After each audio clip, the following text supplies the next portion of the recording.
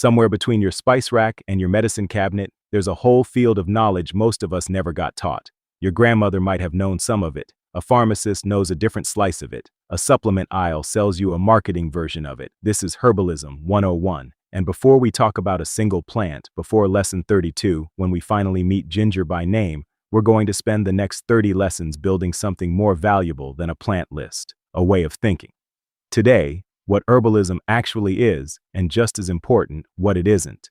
Here's a definition that will hold up for the rest of this course. Herbalism is the study and practice of using plants and the compounds within them to support health, prevent illness, and address symptoms. Notice what's in that sentence. Study.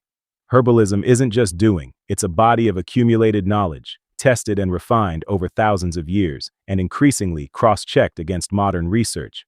Plants and the compounds within them, because a plant isn't magic, it's chemistry. Willow bark contains salicin. Aspirin was derived from it. That's not a coincidence. That's herbalism and pharmacology sharing a common ancestor. And support, prevent, address. 3 different jobs. Herbalism isn't only reached for once you're sick. A huge part of traditional practice is preventive. Teas, tonics, and dietary herbs used before anything goes wrong. Let's clear out 3 misconceptions right now because they cause real harm if left unexamined. Misconception 1. Natural means safe. Foxglove is completely natural. It's also the source of digoxin, a heart medication with a razor-thin margin between a therapeutic dose and a fatal one. Its safe range in the blood is roughly 0.8 to 2 nanograms per milliliter, and toxicity risk climbs fast above that. Nature does not grade on safety. Lesson 5 is entirely devoted to this. Misconception 2. Herbalism is anti-medicine. This is a founding principle of this entire channel. Herbalism and conventional medicine are not enemies. Many pharmaceuticals originated as plant compounds. Many herbalists work alongside physicians, not instead of them. Lesson 3 covers exactly where each system's strengths lie. Misconception 3. If it's traditional, it's proven.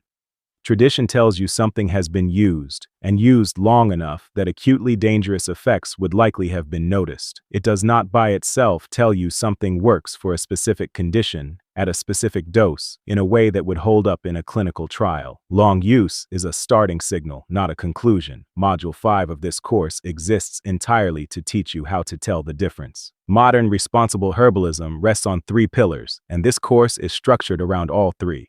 Pillar 1. Traditional knowledge. Generations of observed use, which plants, prepared which ways, seem to help with which issues. This is where herbalism starts, historically. Lesson 2 covers this history properly. Pillar 2. Plant science. The actual chemistry and botany, which compounds a plant contains, where in the plant they concentrate, how preparation method changes what you get. That's Module 2 and Module 3. Pillar 3. Clinical evidence. Modern research, human trials, systematic reviews, dosage studies that test traditional claims against controlled observation.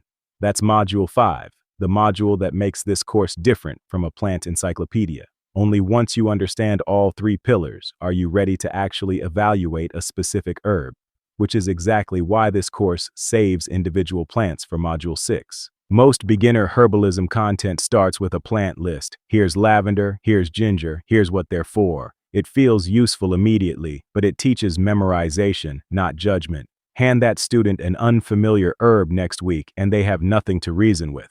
This course does the opposite. By the time you reach ginger in lesson 32, you'll already know how to read the evidence behind its claims, understand which compounds are doing the work, know which preparation method actually extracts them, and recognize its herbal action class from lessons you've already had. You won't be memorizing an herb. You'll be evaluating one, using tools that transfer to every plant you encounter for the rest of your life, including ones this course never covers.